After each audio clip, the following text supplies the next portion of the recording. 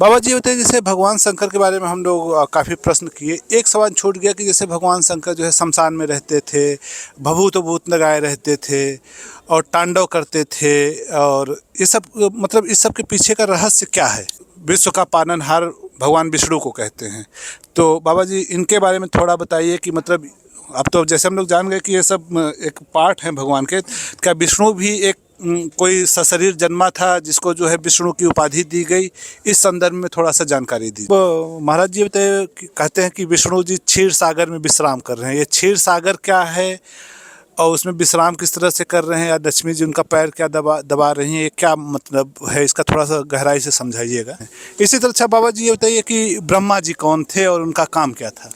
अच्छा, एक ब्रह्मा जी के बारे में एक ये भी क्या कहें, कुछ लोग गलत अफवाह फैलाते हैं कि वो दंती है, जिस कारण उनका मंदिर नहीं बना, कि शायद उनका कुछ पुत्री के साथ कुछ ऐसा था क्या? महाराज जी एक आखिरी सवाल ये है कि हम लोग इतिहास में पढ़ते हैं या पौराणिक कथाओं में पढ़ते हैं कि ब्रह्मा जी का तो नहीं, लेकिन भगवान शिव और भगवान विष्णु के फॉलोअर्स में काफ़ी समय तक लड़ाइयाँ चली हैं। ऐसी लड़ाइयाँ क्यों चली हैं जो है? देखिए, हाँ, नमस्कार दोस्तों, कुंभ नगरी प्रयागराज में पुनः आपका स्वागत है। जैसा कि आपने पिछले हमारे एपिसोड्स में देखा कि हम लोग जो है ईश्वर के बारे में जाने, सनातन धर्म के बारे में जाने, और इसी क्रम में जो है ईश्वर क्या है, उनका एक भाग जो है शिव हैं, उनके बारे में जाने। आगे के क्रम में हम लोग जो है विष्णु और ब्रह्मा के बारे में जानेंगे। इसके पहले एक सवाल जो है भगवान शंकर के बारे में एक छूट गया था, वो हम लोग जो है बाबा जी से पूछना चाहेंगे। बाबा जी होते हैं, जैसे भगवान शंकर के बारे में हम लोग काफ़ी प्रश्न किए। एक सवाल छूट गया कि जैसे भगवान शंकर जो है शमशान में रहते थे, भभूत भूत लगाए रहते थे और तांडव करते थे, और ये सब मतलब इस सब के पीछे का रहस्य क्या है? देखो ऐसा है, वो एक योगी थे। शंकर जी प्रथम योगी हैं। क्या है? प्रथम योगी हैं। हाँ। और योग के द्वारा रोग निवारण आप जानते हैं। फिर वही बात आएगी।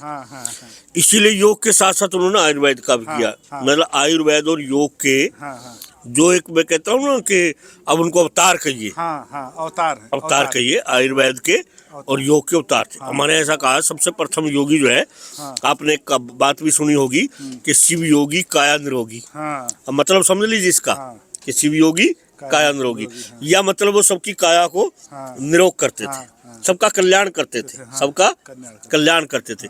क्योंकि रोग जो है ये व्यक्ति के जीवन का, जिसने जन्म लिया, एक आवश्यक अंग है। जन्म, जरा, व्याधि, मृत्यु। इसलिए रोग तो एक आवश्यक है, सबके लिए भी है। अब हमारे शरीर में इतना संयम करते, इतना योग करते, फिर भी रोग है। लेकिन शंकर जी ने एक ऐसी विद्या यानी आयुर्वेद, योग, ये एक ऐसी खोज की थी जो विषैली और जहरी चीजें थी ना, उनको भी जो है प्रयोग में लाया रोग निवारण के लिए। जैसे लोग ये गांजा, भांग और जो कहते हैं ना शंकर जी से जोड़ते हैं। अब इनको क्या समझावे और क्या समझाने से होगा। जैसे कि आज के समय में सांप के जहर से ही जहर की दवा बनाई जा रही है। तो उन्होंने जहर को भी जो है ना अमृत बना दिया, जहर को भी अमृत बना दिया। तो ये जो गांजा है, चरस है, भांग है, इस भांग से उन्होंने जो है हम ऐसा अमृत तैयार किया था। मैंने बताया था पिछले उसमें, मन एकाग्र के लिए। लेकिन अब कोई भी पी के मरे तो इसमें शंकर जी का क्या दोष है? रही बात आजकल दोष लगाने की, दोष तो किसके नहीं लगा देते। आज आप देखिए, एक लड़की जाती है, जरा सा घर में काम खराब हो जाए, सास फट कर दिए, तेरी माँ ने क्या सिखाया। दोष लगाने को तो देखो किसी पे भी आप दोष लगा सकते हैं। कोई भी आज एक नालायकी कर दे, कोई भी कर, अरे तेरे गुरु ने तेरे को क्या सिखाया। गुरु पे पहुंच जाते हैं एकदम लोग। तो ये तो एक आदत है लोगों का, मतलब एक स्वभाव है। अब रही बात देखिए शंकर जी की। शंकर जी के बारे में वैसे मैं जितना कहूँ ना, क्योंकि मैं जहाँ तक समझता हूँ जितना जन कल्याण शंकर जी ने अपने जीवन में किया है, शायद इसलिए उनको देवों के देव महादेव भी इसीलिए कहा गया है कि उनकी प्रथम भूमिका है, सबसे श्रेष्ठ भूमिका, और उस समय के अंदर, उस समय के अंदर। तो इसलिए शंकर जी को देखो, हम कहते हैं ना जितनी हमारे यहाँ पूजा शंकर जी की होती है उतनी किसी देवता की नहीं होती। यानी कि शंकर तो घर घर पूजा जाता है। जैसे भस्म लगाए रहते हैं, इसका कुछ। हाँ, इनका देखो हर चीज का एक होता है। वैसे वो शमशान में लेटते थे, भस्म रमाते थे। हाँ, क्यों शमशान में लेटते थे? वो इसलिए लेटते थे, कह लेंगे भाई एक दिन तो यहाँ आना सबने है। हाँ हाँ हाँ हाँ। और यहाँ आने से सब डरते हैं, हाँ, बोले हम तो पहले आ जाए। देखो हाँ। एक कहावत आपने सुनी होगी कि जिस मरने से जग डरे, हाँ जिस मरने से हाँ। जग डरे, मेरे मन आनंद और मरने ही से पाइए पूर्ण परमानंद। हाँ इसलिए देखो शमशान में पड़े रहते थे कि हम तो पहले मरे हुए का मतलब क्या है, हमें अहंकार नाम की कोई चीज नहीं है। भाई लास्ट में तो सबने वहां जाना है, वो पहले ही जाके बैठ गए। कितना बड़ा संदेश है, कितना बड़ा संदेश है। देखिए बाबा जी ने बहुत अच्छा जवाब दिया कि भगवान शंकर जो है भस्म लगाए रहते थे, शमशान में रहते थे। एक तरह से जैसे आज के समय के साधु संत होते हैं कि पहले ही पिंडदान कर देते हैं, एक तरह से पहले ही अपने आप को मरा मान लेते हैं, तो फिर डर किस बात का।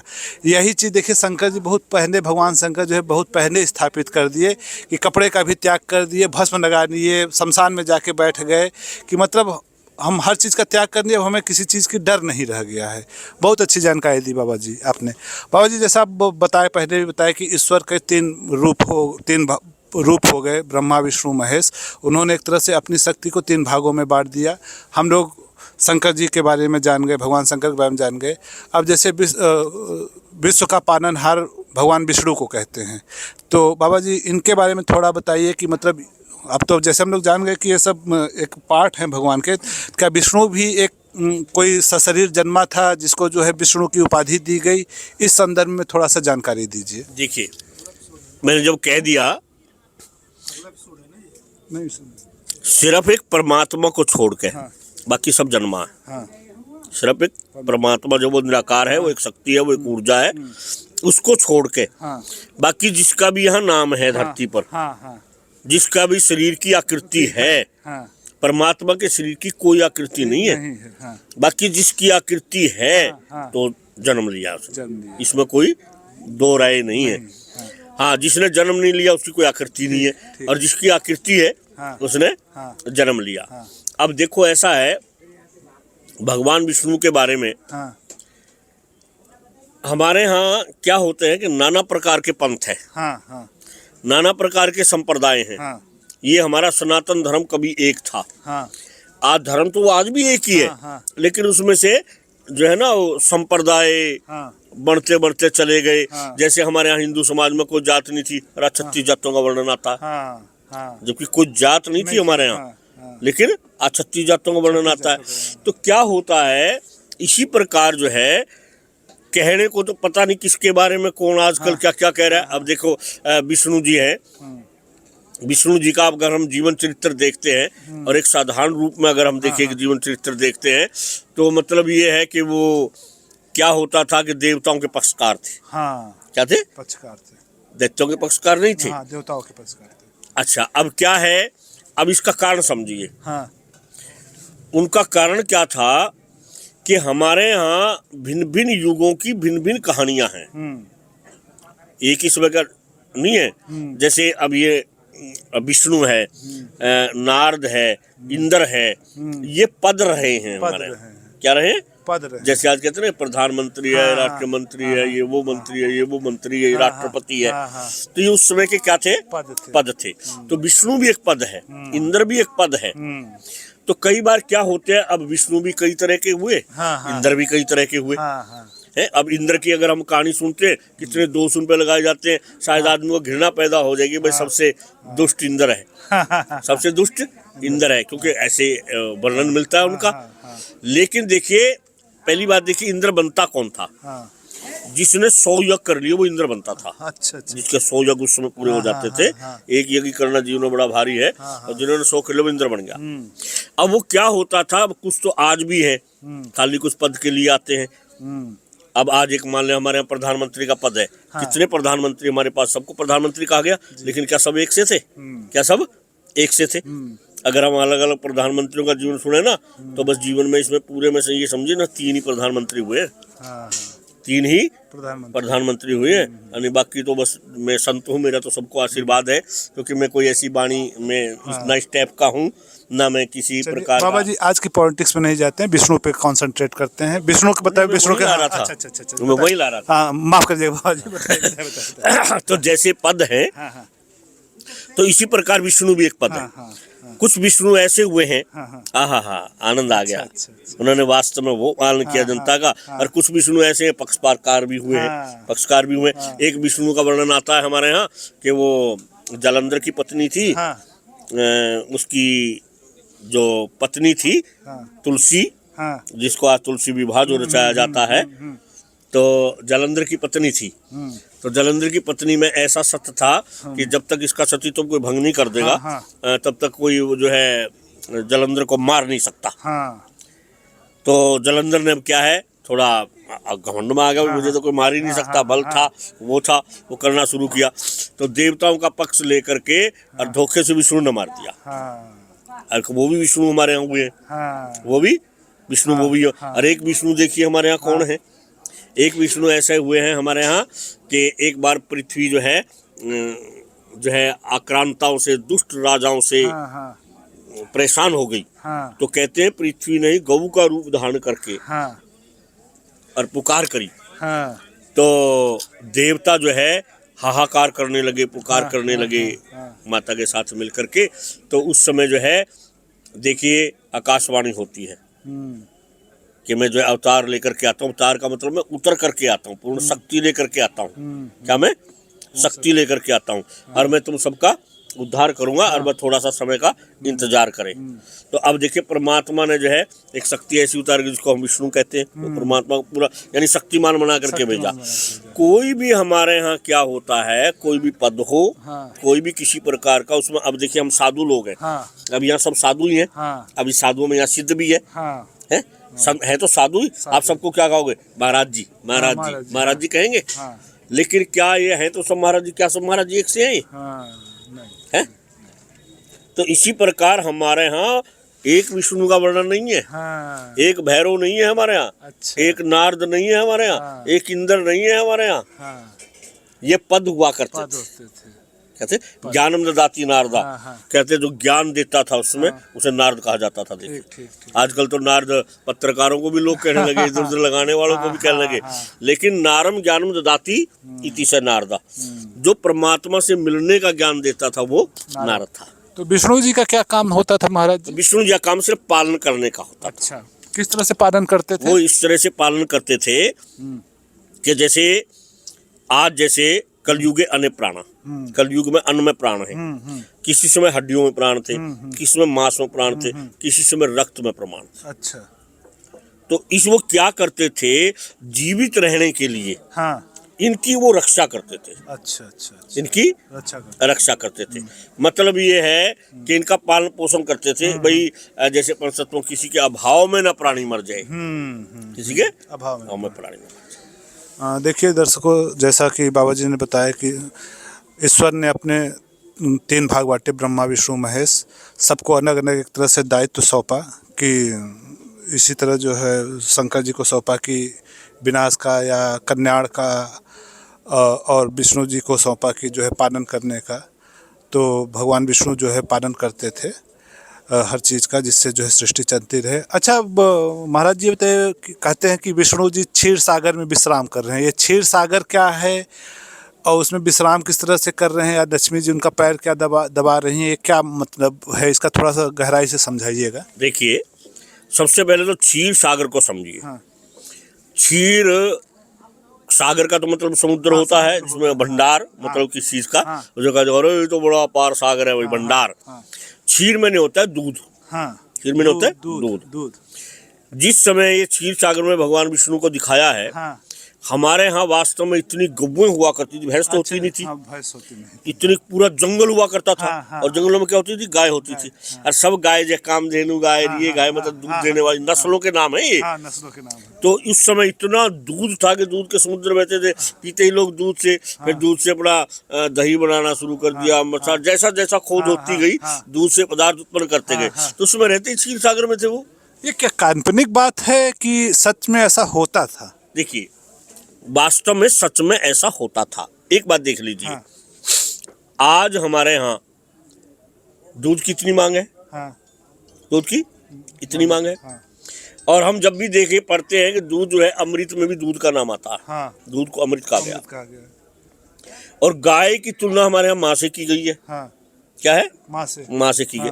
अब माँ का जो है दूध पीता है बच्चा, लेकिन जिस बच्चे को माँ का दूध नहीं पचता था, आज भी वो करते ना, दूसरा दूध देते हैं बाहर का, बोतल का दूध जो है उसको दिया जाता है, बोतल से दूध दिया जाता है। तो उस समय क्या है, वो दूध कौन सा दिया जाता है, गाय का दिया जाता है। क्या दिया जाता है, गाय का दूध। एक बात और आपने देखी होगी, वो जो दूध होता था उसमें सोने जैसी, आज भी गाय के दूध में पीलापन महसूस होता है। तो ये भी एक धातु थी। तो क्या होता है हमारे यहाँ वास्तव में ये क्षीर सागर था, यानी कि इतना दूध था। ये मुहावरे होते हैं ना हमारे यहाँ, लोकोक्ति होते हैं। अच्छा।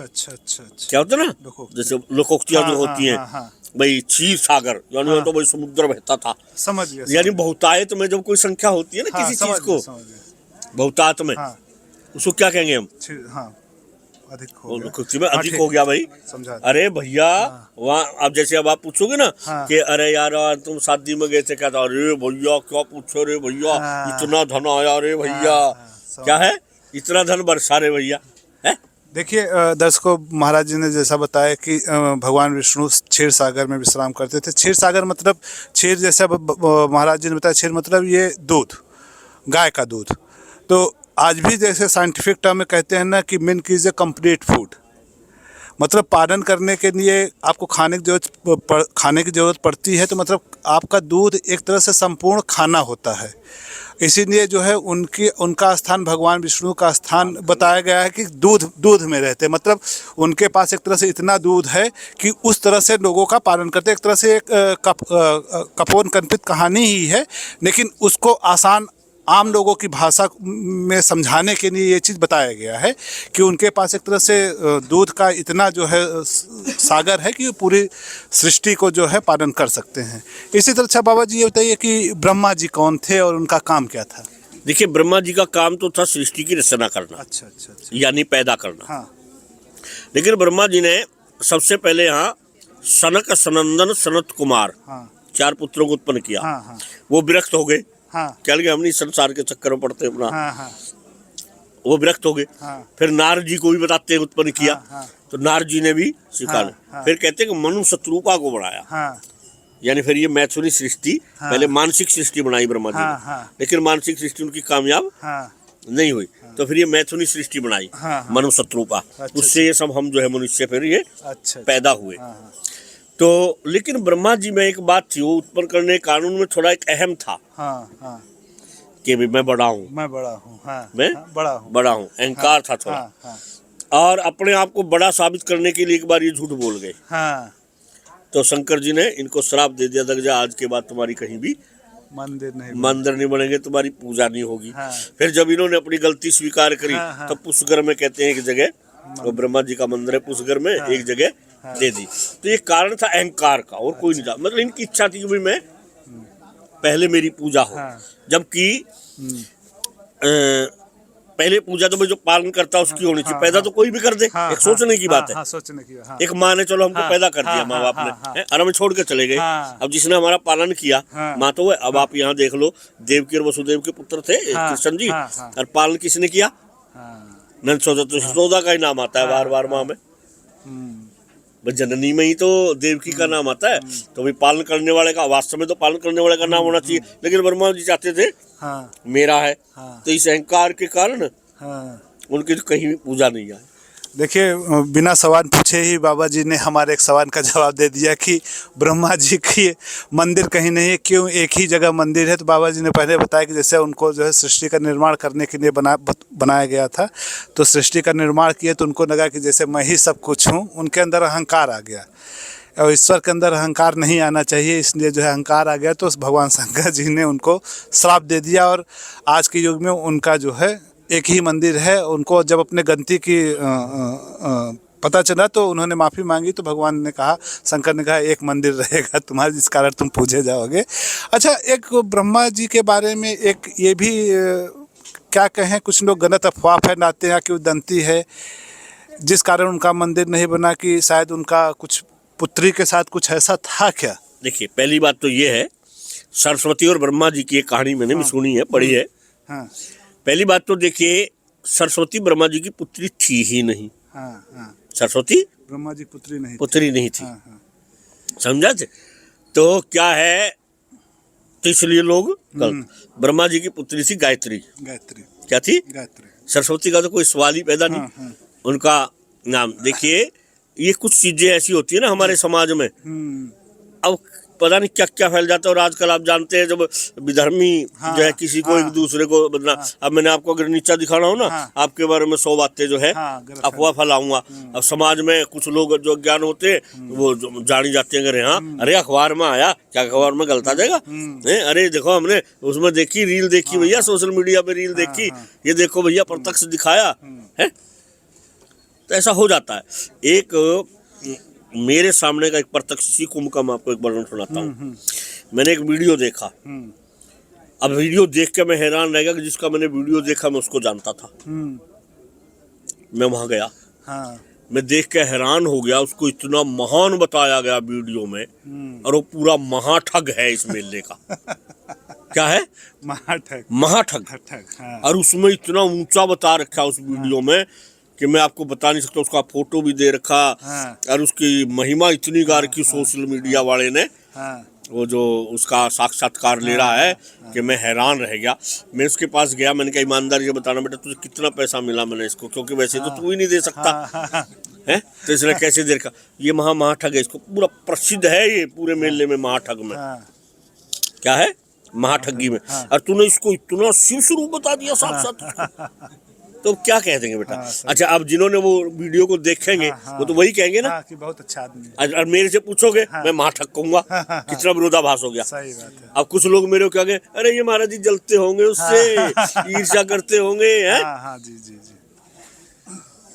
ये अपने आप को बड़प्पन दिखा रहे हैं, जबकि सच्चाई है यही की बात बता रहा हूँ आपको।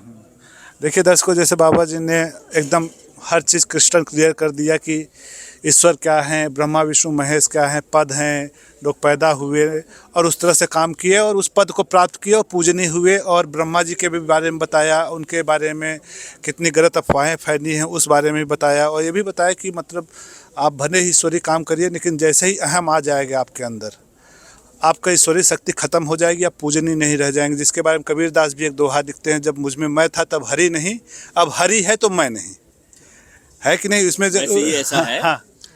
जब मैं था जब तू नहीं, जब तू है मैं नहीं, प्रेम गली अति शांकरी, जा मैं दो न समाई। क्योंकि वास्तव में हमारे जीवन का लाभ क्या है? मैं का तू हो जाना। यानी मेरा कुछ नहीं, जो कुछ है तेरा है। मैं कुछ नहीं, जो कुछ है तू है। जो कुछ है तू है। अच्छा महाराज जी, एक आखिरी सवाल ये है कि हम लोग इतिहास में पढ़ते हैं या पौराणिक कथाओं में पढ़ते हैं कि ब्रह्मा जी के तो नहीं, लेकिन भगवान शिव और भगवान विष्णु के फॉलोअर्स में काफ़ी समय तक लड़ाइयाँ चली हैं। ऐसी लड़ाइयाँ क्यों चली हैं जो है? देखिए, ये सारी लड़ाइयाँ अहम को लेकर के आज भी है। आप सोचो शांत होगी। ये तो भला हो तुलसीदास जी का।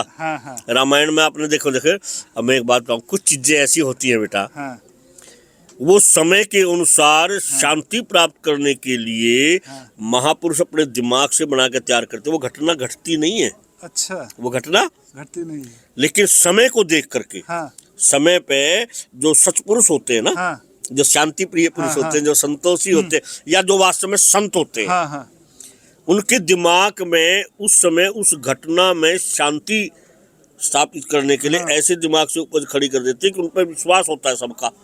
अब देखिए, इस घटना को मैं आपको बताऊं, शैव साधु थे, वैष्णव साधु थे, इनमें हमेशा झगड़ा रहता था। मैंने शव तक देखा। शैव साधु मतलब जो शंकर के उपासक और विष्णु के उपासक। इनको शैव बोलते हैं, इनको वैष्णव बोलते हैं। तो इनमें क्या होता है, मार काटे तक हो जाती थी। मार काटे हो जाती थी। ये इनके हाथ का, शैवों के हाथ का पानी भी नहीं पीते थे। इनको अपने आसनों पर नहीं ठहरने देते थे। कहने लगे कि ये तो भूत प्रेत के साथ शमशानों में रहते हैं, ये तो निर्गुणी हैं। और शंकर जी को गाली देते थे नंगा। तभी से नंगे थे ना, क्या नंगा। तो आज भी कहते हैं, गाली देते ना, अबे तो क्यों तू बोलता, तेरा बाप तो नंगा था। आज भी कहते हैं ना। तो ये शंकर जी को गाली देते थे नंगा कह करके। उनके त्याग को नहीं देखते थे, लेकिन क्या करते, उसको देखो तो नंगा रहता है, मतलब बदनाम करते थे। गोस्वामी तुलसीदास जी ने क्या काम किया, बड़ा गजब का काम किया। धन्य है संत तुलसीदास जी को। मैं कहता हूँ हे प्रभु, अगर ऐसे ऐसे संत की आज भी हमारे यहाँ जरूरत है। देखो उन्होंने क्या काम किया, कहने के भाई देखो जब रामचंद्र जी वनवास में थे तो शंकर जी उनको प्रणाम करते हैं, तो पार्वती को शंका होगी, ऐसी कहानी घड़ के तैयार कर दी। कहने के देखो खुद शंकर जी कह रहे हैं कि भाई राम तो ईश्वर है। देखो सेवकों को समझाया कि देखो शंकर जी प्रणाम करते थे। ये कोई काल्पनिक कथा है, लेकिन समझाने के लिए बहुत अच्छी है।